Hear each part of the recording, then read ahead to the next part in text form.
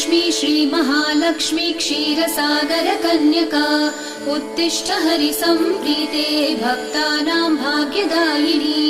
श्रीलक्ष्मी श्रीमहालक्ष्मी क्षीरसागरकन्यका उत्तिष्ठ हरिसम्प्रीते भक्तानां भाग्यदायिनी। उत्तिष्ठोत्तिष्ठ श्रीलक्ष्मी विष्णुवक्षस्थलालये उत्तिष्ठ करुणापूर्णे लोकानां शुभदायिनी। उत्तिष्ठोत्तिष्ठ श्रीलक्ष्मी विष्णुवक्षस्थलालये उत्तिष्ठ करुणापूर्णे लोकानां शुभदायिनी।